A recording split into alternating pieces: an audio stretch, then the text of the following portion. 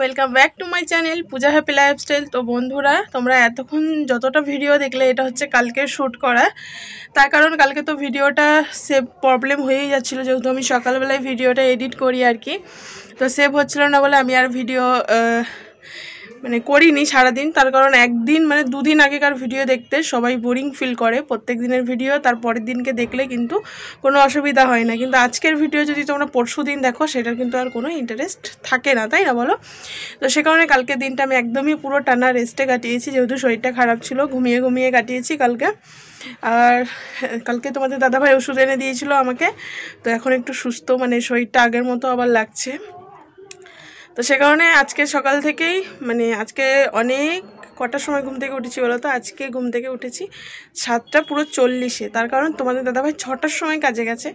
তোমাদের দাদাভাই আজকে কিছু খেয়ে যায়নি, ঠান্ডা ভাত ছিল, কিন্তু সকালবেলায় খেয়ে যায়নি কিছুই। তো টাকা নিয়ে গেছে, কিছু কিনে হয়তো খেয়ে নেবে। আর আমি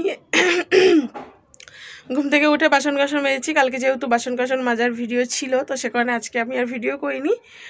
আর বিছনাও তুলে নিয়েছি, এখনও ভালো করে গুটোনো হয়নি। মাসি এসে বললো যে চল একটু মাংস নিয়ে আসি, তো মাসির সঙ্গে গেলাম। তো এই সবে আসলাম, এখন বাজে হচ্ছে 10টা, পুরো 10।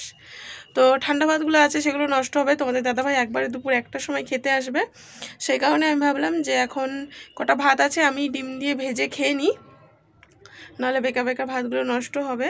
তো চলো বন্ধুরা, আগে আমি ভাতগুলো ভেজে খেয়ে নিই, তারপরে তোমাদের সঙ্গে আবার কথা হচ্ছে, কেমন?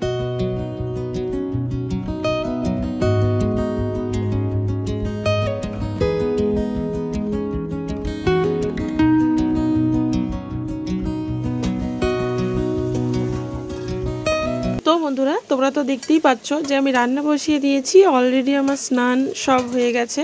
তো আমি রান্না বসিয়ে দিয়েছি, আলু দেখো ভাজা হয়ে গেছে। আর আলু ভাজা নামিয়ে এখন আমি এঁচড়গুলো কেটে রেখেছি, তো এঁচড়গুলোও আমি এর মধ্যে নুন হলুদ দিয়ে ভেজে নেব। অনেকে দেখেছি এঁচড় সিদ্ধ করে রান্না করে, কিন্তু আমি এঁচড় সিদ্ধ করে রান্না করি না। এইভাবে মানে ভেজে রান্না করলে কিন্তু টেস্ট একদম অসাধারণ হয়, তোমরাও ট্রাই করে দেখতে পারো। আর যদি সিদ্ধ করে রান্না করি, আমার কাছে মনে হয় যে একটা কীরকম মানে মশলা ঢোকেনি, এরকম একটা মনে হয়। তো যাই হোক, সে কারণে আমি এরকম করে ভেজেই এঁচড়টা রান্না করি। আগেও আমি সিদ্ধ করে রান্না করতাম, কিন্তু একদিন ট্রাই করে দেখলাম যে ভাজা করে রান্না করে দেখি যে কীরকম লাগে। তো বন্ধুরা, আমি সাকসেসফুল হয়েছি যে এঁচড়টা কিন্তু সিদ্ধ করার থেকে ভাজা করে রান্না করলে অনেকটা টেস্টি লাগে। আর অনেক এঁচড় দেখবে যে একদম গলে ভেদভেদে হয়ে যায়, ভেদভেদে মানে পুরো গলে তরকারির সঙ্গে মিশে যায়। কিন্তু যদি এঁচড়টা যদি ভেজে রান্না করা যায় তাহলে কিন্তু এরকম হয় না। তো দেখো বন্ধুরা, এঁচড়টা ভেজে আমি নামিয়ে নিয়েছি, তারপরে জিরে ফোড়ন দিয়ে দিলাম জিরে বাটা, তারপরে আদা রসুন বাটা, তারপরে এখন দিয়ে দিলাম শুকনো লঙ্কা বাটা। তো এই মশলাটাকে আমি ভালো করে কষিয়ে নিয়ে এর মধ্যে যেই এঁচড় আর আলুটা ভেজে রেখেছিলাম সেইটা দিয়ে কষিয়ে নিয়ে জল দিয়ে দিলেই একদম রেডি হয়ে যাবে। তো বন্ধুরা চলো, তোমরা দেখতে থাকো।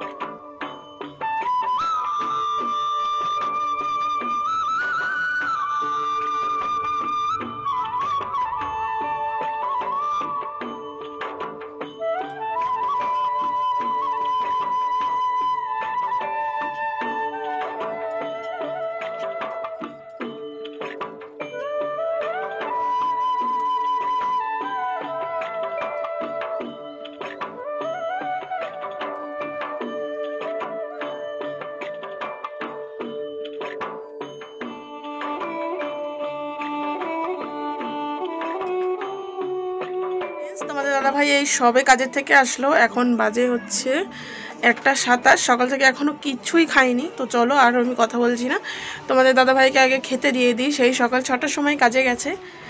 খেয়েছিল কেক, একটা কেক খেয়েছিল 5 টাকা দামের, তো আমি তো জানতাম না। তো চলো আগে তোমাদের দাদাভাইকে খেতে দিয়ে দিই, তার আগে তোমাদেরকে দেখিয়ে দিই যে আমি কি কি রান্না করেছি, তারপরে তোমাদের সঙ্গে আবার কথা হবে পরে, ঠিক আছে? আগে খাওয়া দাওয়া করে নিই, তারপর এঁচোড়ের তরকারি,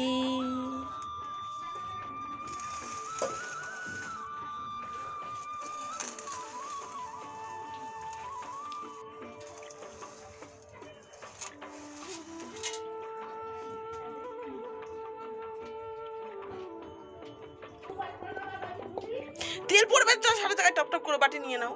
দাঁড়াও বাটি দিচ্ছি।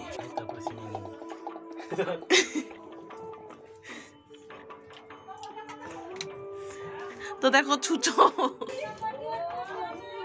তো বন্ধুরা এই দেখো মাসি মাংস রান্না করেছিল, তখন তো বললাম তোমাদেরকে যে মাসির সঙ্গে মাংস কিনতে গেছিলাম। তো মাসি এই যে মাংস তরকারি দিয়েছে। তো চলো আগে খাওয়া দাওয়া করে নিই। এখন আর গুড ইভিনিং বলছি না, এখন বাজে হচ্ছে 9:14। তো বিকেলবেলা থেকে তোমরা সবাই জানো যে আমার কোনো কাজ বাজ থাকে না, আর ঘরটা ধোয়া হয়ে গেছে, তার কারণ ডিম ভাজছিলাম তো। আর মেকআপ করা দেখছো, ভেবেছিলাম যে শর্ট ভিডিও করব, কিন্তু আজকে আবার হচ্ছে রিচার্জ এক্সপায়ার হয়ে গেছে। তো সে কারণে আজকে সাইবারও ডাউন রয়েছে। সন্ধ্যাবেলা থেকে তোমাদের দাদাভাই ঘুরে বেড়াচ্ছে দোকানে দোকানে, যে কোন দোকানে গেলে আর কি রিচার্জ হবে। আমার চোখটা জ্বলছে প্রচণ্ড পরিমাণে, কেননা তেল হেলদি টেস্টির তেলে প্রচণ্ড পরিমাণে ঝাঁজ, আর আমি ডিম ভেজে আসলাম তো সবে, তো এখনও পর্যন্ত চোখ দেখো আমার জ্বালা করছে, তো মেকআপ পুরো নষ্ট হয়ে যাচ্ছে। আর বলেছে যে 9:30টার পর থেকে আর কি রিচার্জ হবে, তো আমি ওয়েট করে আছি। এখন খাওয়া দাওয়া করে নেবো, খাওয়া দাওয়া করার পরে তারপরে আর কি শর্ট ভিডিও করব। তো সবাই ভাবে হয়তো ইউটিউবাররা বসে বসে টাকা কামায়, এখনও পর্যন্ত কিন্তু আমি কোনো পেমেন্ট পাইনি ইউটিউব থেকে, কারণ আমার এখনও পর্যন্ত অ্যাডসেন্সই আসেনি, আর আমার তত ভিউসও এখন হয় না যে প্রত্যেক মাসে মাসে আমার পেমেন্ট আসবে। তো প্রত্যেক ইউটিউবাররাই কিন্তু অনেক কষ্ট করে উপরে ওঠে, আর তারপরে কিন্তু তারা টাকা ইনকাম করে। সব কাজেই কিন্তু কষ্ট রয়েছে। যারা বড় বড় চাকরি করে তারাও কিন্তু অনেক কষ্ট করে পড়াশোনা করে তারপরে পরীক্ষা দিয়ে চাকরি পায়, তাই না বলো? তো যাই হোক, এখন আর অত জ্ঞান দিচ্ছি না, খাওয়া দাওয়া করে নিই। শুধু একটা করে ডিম ভেজেছি, আর দুপুরবেলা এঁচোড়ের তরকারি রয়েছে, মাসি মাংস দিয়েছিল তোমাদেরকে তো দেখিয়েছি, সেটাও রয়েছে, আর এঁচোড়ের তরকারি করেছি সেটাও রয়েছে। আর একটা জিনিস রান্না করেছিলাম, সেটা আমি আর মুখে বলছি না, লজ্জাই লাগছে, তবু আমি ভালো খাই এটা আমি বলছি।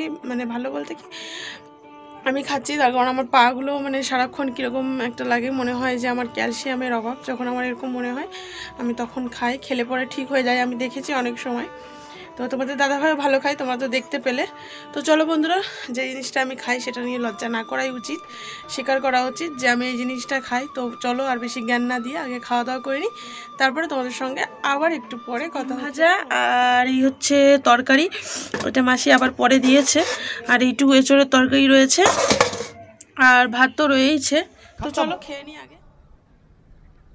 Bye bye, tata, good bye, Gaya.